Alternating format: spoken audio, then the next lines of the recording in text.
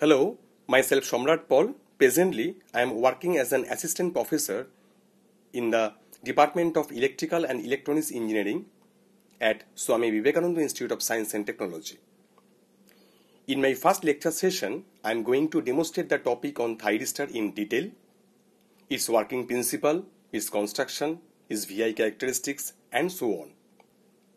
Before going into my lecture session 1, we should know what is the basic difference between uncontrolled switch and controlled switch. In case of uncontrolled switch, the good example is diode. And as we know, the normal characteristics of an ideal diode, it will provide the low impedance state for forward biasing condition, and it will provide the high impedance state for reverse biasing condition. As well as the diode starts conducting from 0 degree to 180 degree and it stops conducting from 180 degree to 360 degree for a complete cycle. As well as we cannot control the conduction angle between 0 degree to 180 degree. That is why this is called uncontrolled switch. So if the diode is implemented for any designing purpose of the converter, then the output voltage and current from the converter circuit cannot be regulated and controlled also, which can be overcome by using some control switches. For an example, that is thyristor, GTO, transistor, IGBT, MOSFETs, and so on.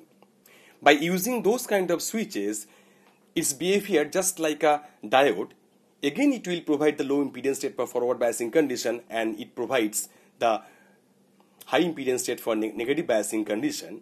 But unlike a diode, it can conduct, means we can control the conduction angle between 0 degree to 180 degree anywhere.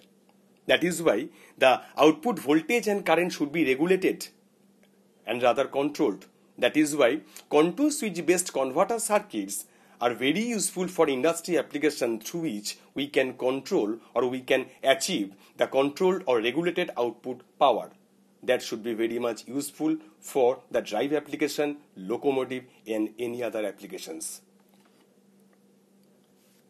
So, thyristor is a good example for the control switch. So, today our topic is thyristor.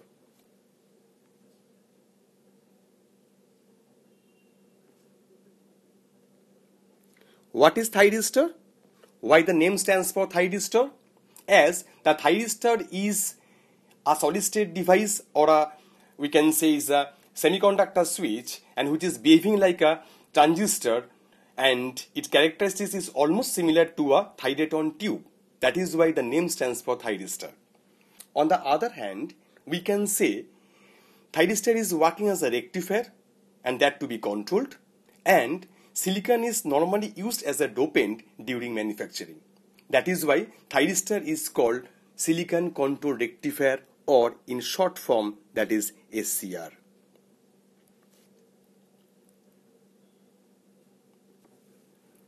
First, construction.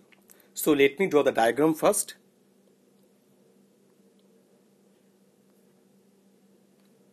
It has 4 layers like this.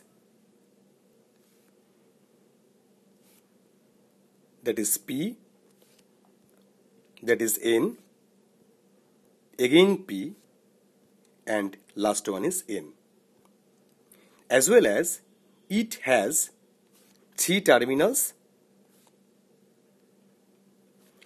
This is anode, this is cathode, and this is gate. It's a very important terminal, gate terminal, through which we can control the output voltage by applying the appropriate gate pulse through some gating circuits. And it has 3 junctions also. We can name them, that is J1, J2, and J3. So in this particular case, one thing that is keeping in your mind, so what will be the circuitry representation of symbol? Though the symbol is just looking like this, just depending on the 3 terminals, that is A for anode, that is K stands for cathode, and that is gate. So this is the circuitry representation or the symbol of the switch we can draw this kind of symbol during any operation. And to be more detailed, the circuit, the diagram, the basic construction can be redrawn like this. Is as a huge space occupied, that is anode, and is the anode terminal that is actually manufactured by aluminium, and the other layers, that is 3 layers, P, N, and the last one is here the gate is applicable, and here the other thing is there, that means cathode. So this is actually the cathode terminal, and this is actually the gate terminal. That means we can understand this cathode and gate which is located nearby. As well as the 3 layers we can identify it easily, that is P, that is N, that is P, and this is N, last one. And the 3 junctions just similar in the similar way, that is J1, that is J2, and this is J3. And the total mechanism that can be tightening by an additional nut, that is called actually threaded stud, just that is mounted over the anode, this is called actually threaded stud.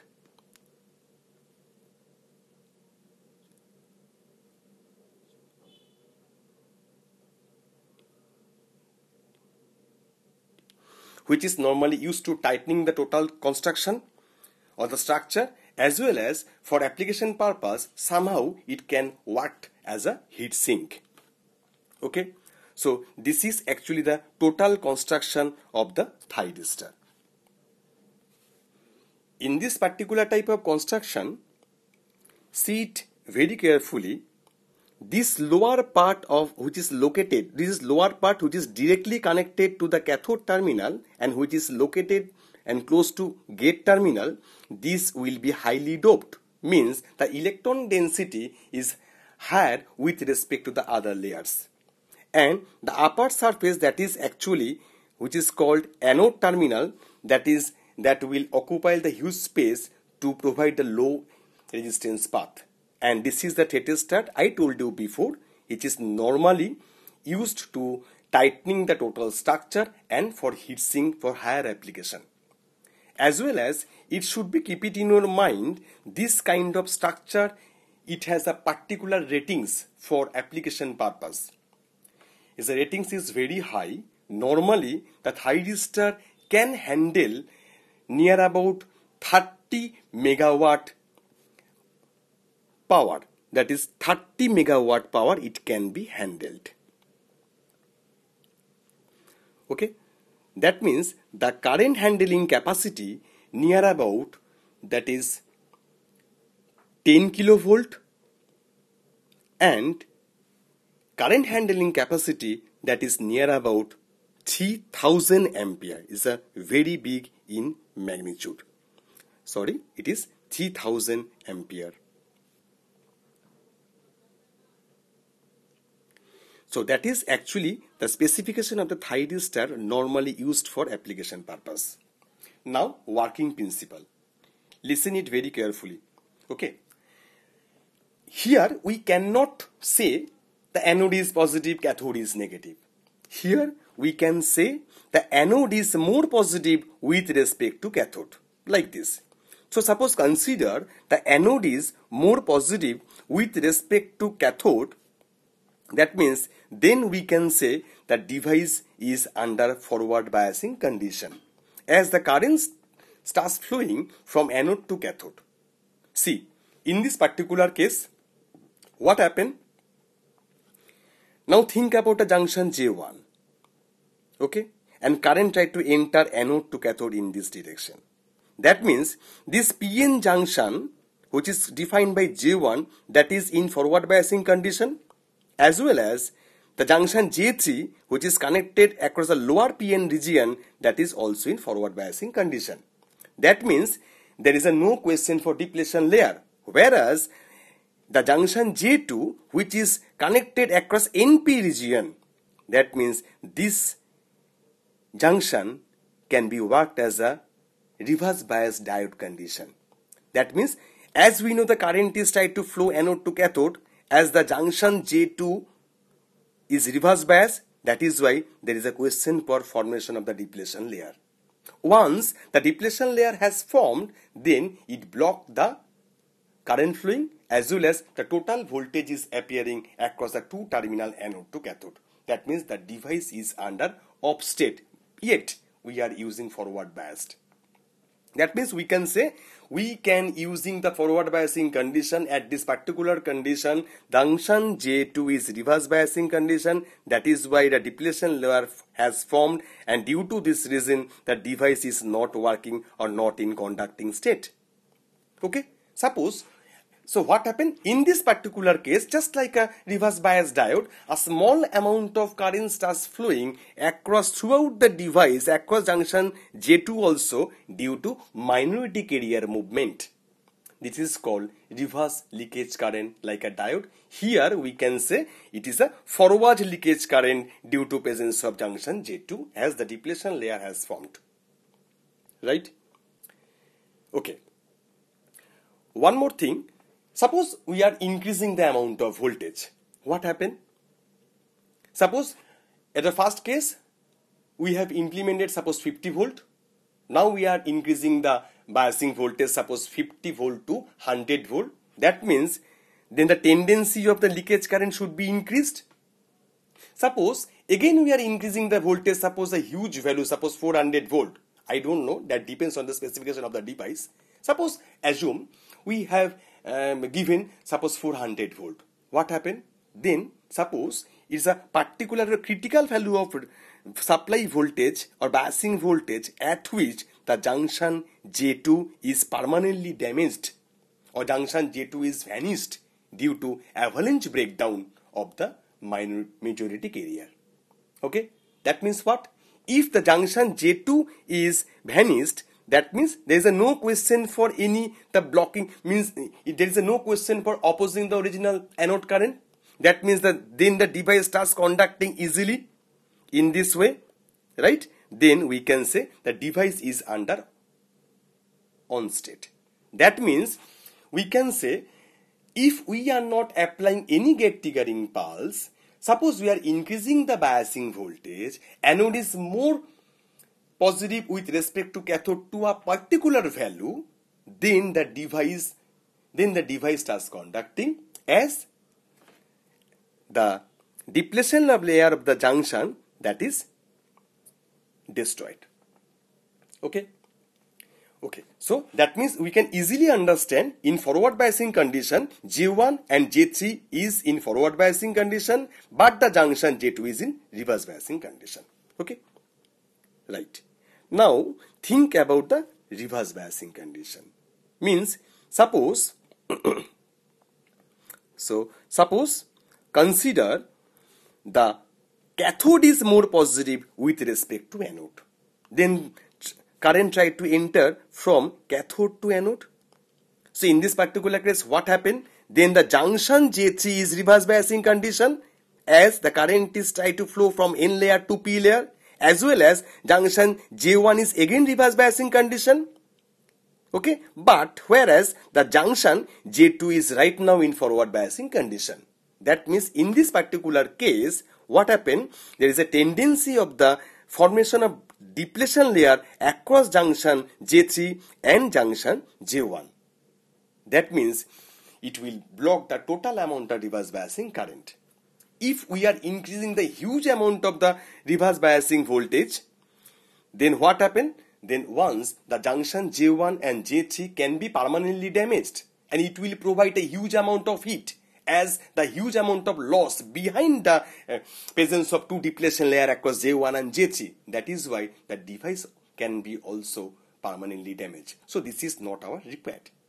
That is why we are trying to operate this device only for forward biasing condition. So whatever I told, whatever I have discussed, this is due to not application of the gate. Okay, so this is the actual operation for thyristor. Okay, that means in forward biasing condition, keep it in your mind, only the junction J2 is reverse biasing condition and depletion layer has formed.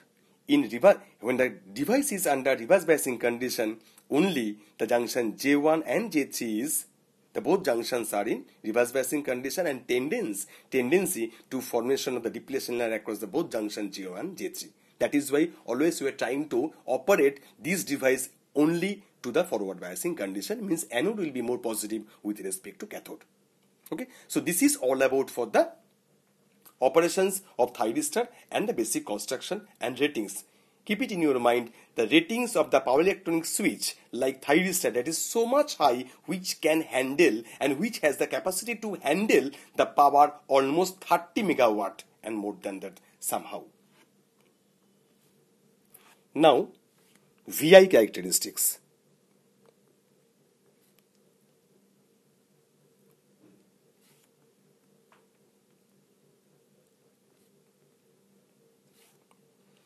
See, is a very important part to relate the operation of SCR or thyristor. So, before going into this topic, let me draw the schematic diagram through which we can plot the VI characteristics. So, consider the schematic diagram here.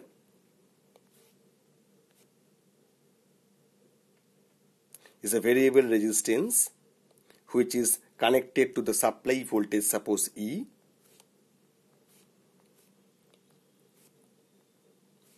and this is connected to the load,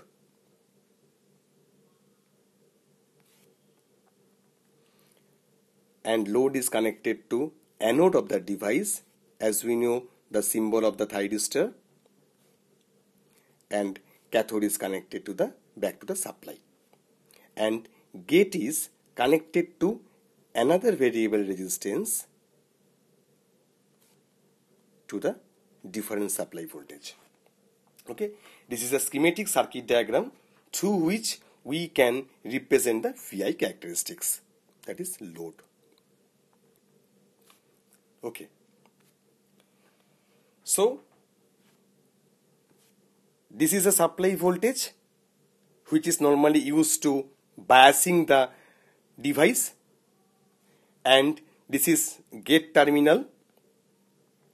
This is gate terminal which is connected to the separate voltage source here, and the switch is there. Suppose this stands for S, the switch is there. So initially, whenever we are going to define the VI characteristics of SCR, just the switch is open. Okay. So first we consider two axes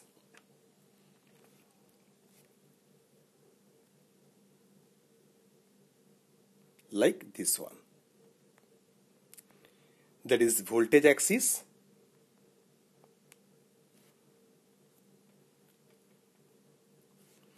and this is suppose current axis. Fine. So I know the normal working principle. At the initial case, we have given the biasing with small amount. That is why, due to presence of the junction J2, small amount of leakage current starts flowing. Suppose we are increasing the biasing voltage, leakage current can be increased after increment to a certain value when the voltage reached a critical amount up to which the depletion layer of the junction J2 can be vanished, then the device is under on state. The similar thing, just we are going to plot in VI characteristics. Okay, that means initially we will start from 0. That means no voltage is there. Suppose we are increasing the voltage, then the device is still in blocking state up to this particular region. That means this is a very small amount of current that is called leakage current, and which is actually created due to the presence of the depletion layer across junction J2. But when it will reach a particular amount of voltage, suppose which is defined by VBO or breakover voltage, then junction J2 can be vanished due to avalanche breakdown of the majority carriers. Then what happened? Then the switch is in on state. Once the switch is in on state, that means what? That means the total voltage is not appearing across the cathode to anode, then the current is sharply increased. Okay? As it's known by everyone, when the switch is off, then the voltage is appearing across switch. When the switch remains on, then the no voltage is appearing across switch, then the current starts conducting. Similar thing can happen for this semiconductor switch. So up to the point of B, VBO, that means there is no question for on state.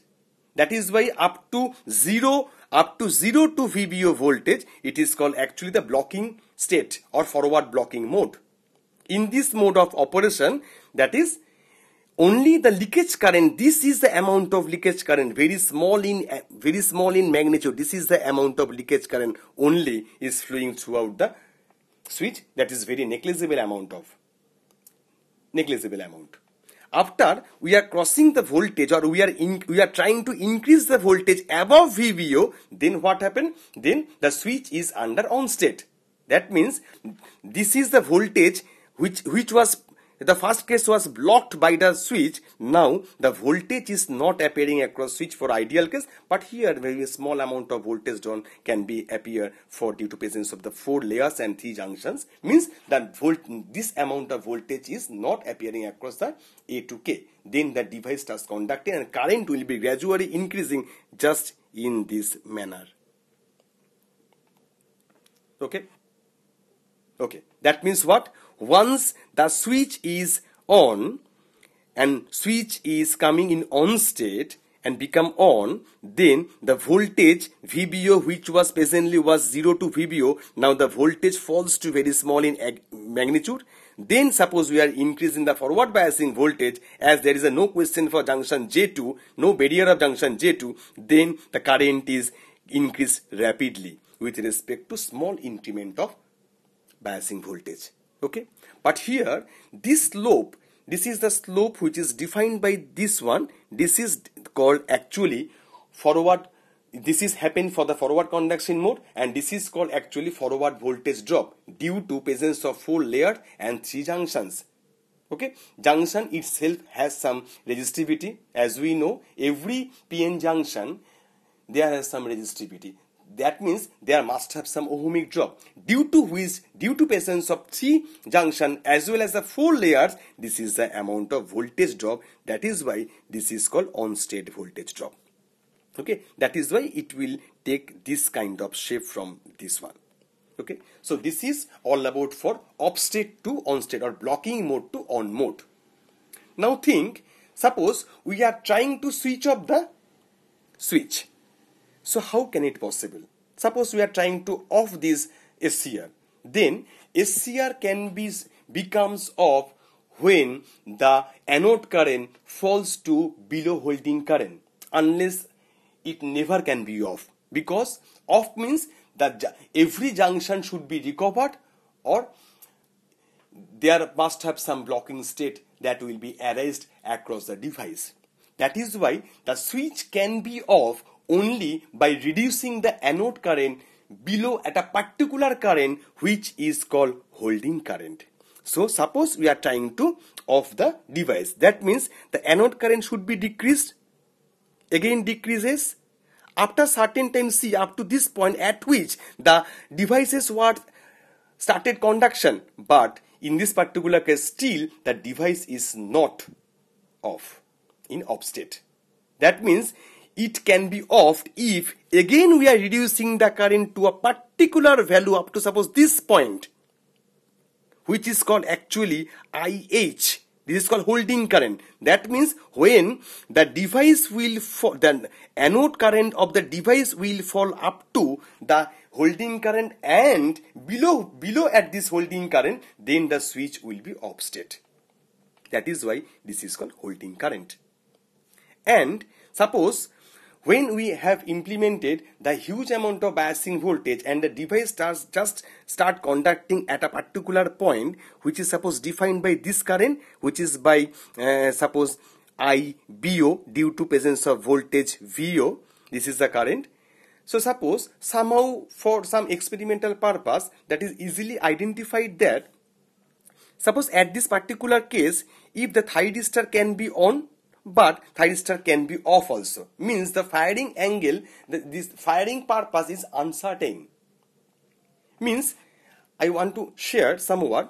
Suppose when we apply the maximum biasing voltage or critical value, that is VBO, then obviously it will reach the same thing due to application of VBO, that is IBO. That means we can say IBO is a particular amount of current at which the device just starts conducting, right? But when suppose at this particular point, when the device just starts conducting, we are removing the voltage or we are decreasing the biasing voltage. Then the device can be in off state. That means the device not will reach the conduction state. That means we can consider another current, suppose this one, which is defined by IL, which is called latching current. That means suppose at this point of IBO, the device starts conducting initially, but still you are holding this amount of voltage VBO, then the current is rises, okay? And when the current will reach IL, then we are suppose removing it or we are suppose decreasing the small amount of voltage, but the device still in under on state. That is why this is called latching current. So we can easily say latching current and what is holding current. So holding current means is a minimum amount of current which is associated for turn on process of thyristor and IL which is associated for maintain the conduction process of thyristor. Both are actually very small in magnitude, that is true, but keep it in your mind. That means IH is a minimum amount of current which is maintained which is able to maintain the on state of the voltage, of the switch, below which the switch must be in off state, and IL is a latching current which is the minimum amount of current which is normally maintained to conduction process of the SCR, below which the SCR can be on or can be off. That is the uncertainty. That is why this is to the fixed value IL and IH. Okay, fine. So from the above discussion, we can conclude all the cases we can conclude all the cases that is IL must be greater than IH. Okay, that means latching current is always greater than holding current, and in numerical value normally IL is equal to 2 to 3 times of IH. This is normally we can conclude from some experimental validity. Anyways, so now think about the reverse biasing. That means we are easily identify what is the breakover voltage, what is forward blocking state, and what is forward conduction state. Now see, if the cathode is more positive with respect to anode, so what happened?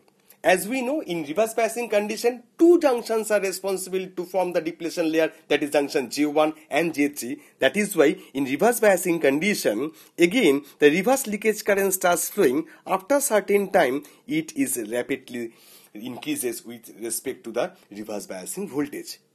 So this is actually called VBR or reverse breakover voltage. At this particular voltage is a critical amount of voltage in reverse direction. If under any circumstances, if we apply this amount of voltage, then it provides a huge amount of loss, it provides a huge amount of heat, and due to this amount of heat, the device can be permanently damaged. That is why to reach this amount of voltage, this is not our requirement. So all the cases we are trying to operate this switch in a particular mode, that is well defined. First one is called That means from VI characteristics we can say there is a three mode operation, that is first one reverse blocking mode. This is the reverse blocking mode, okay, up to 0 to 3 VBR. That is forward blocking mode. This is 0 to VBO and this is called forward conduction mode. So from VI characteristics we can say it has three mode of operation. Number one, that is forward blocking mode.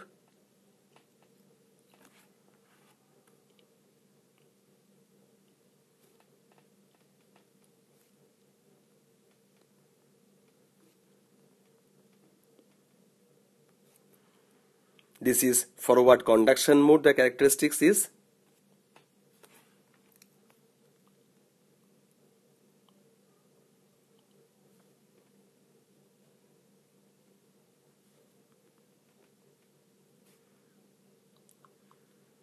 and the last one is, that is reverse blocking mode.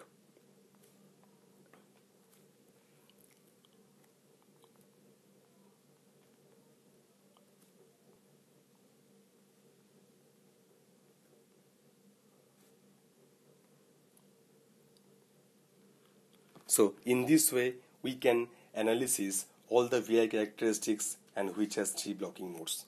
Okay, thank you. My next session, that will be reflected on the lecture 2, in which we will discuss about the topic on thyristor turn-on methods.